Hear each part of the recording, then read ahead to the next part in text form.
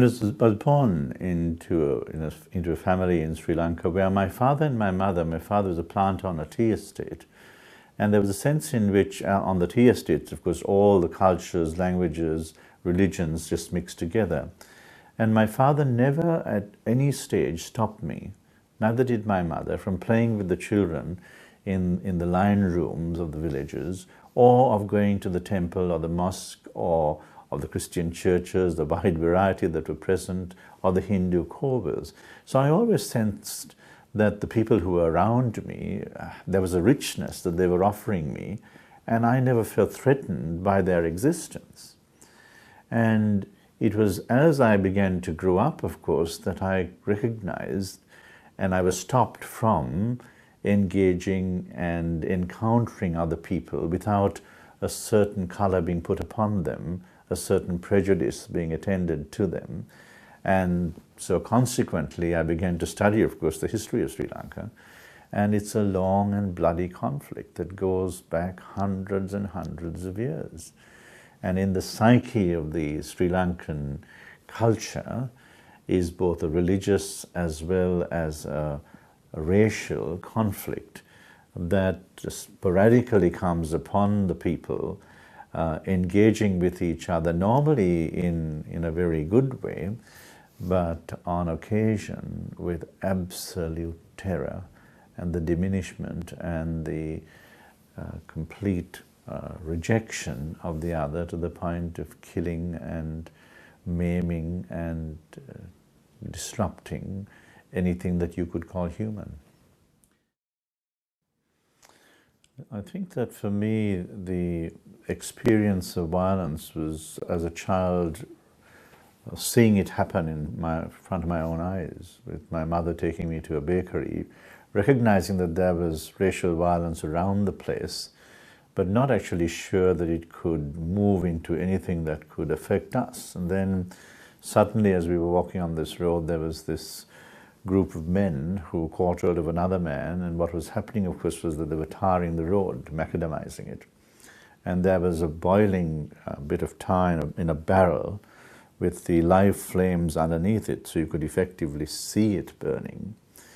And they dragged this man screaming, and I remember feeling utterly paralyzed and my mother shaking as they took this person and pushed him under the tar. And I remember not knowing what to do, feeling completely and utterly helpless and thinking, what on earth is happening here in front of my very eyes? A life has been snuffed out by an act of utter hatred, irrational. Yes, there was race involved. Yes, there was religion involved.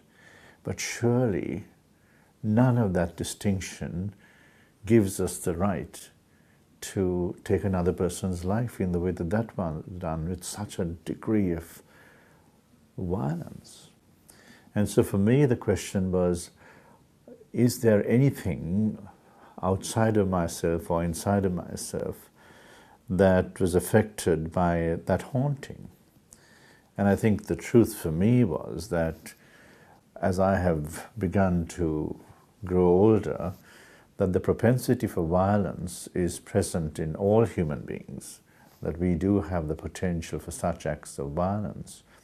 But often the way that it happens is in very small ways. It begins, and we tend to exclude people, denigrate them, do not treat them with dignity. And so a consequence of that exclusion could well lead to the acts of violence that I saw being perpetrated. It was a haunting that had come from a history way beyond any of our time as far as the history of Sri Lanka was concerned. And so I have always asked myself the question, is anything that I am doing in excluding another within my own life and energy adding to the violence that I saw on that day as a child?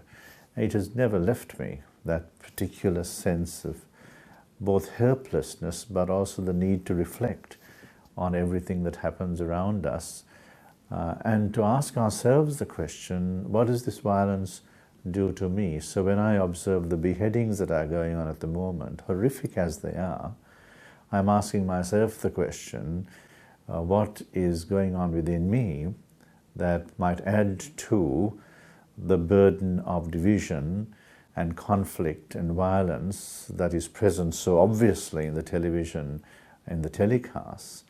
But how do I, in my words and actions as a church leader, add to or fuel that violence? And what can I do to make a difference, at least in people's conception, not to exclude people to the extent that they're not needed within the cooperative, collaborative, diverse world that God has gifted us with?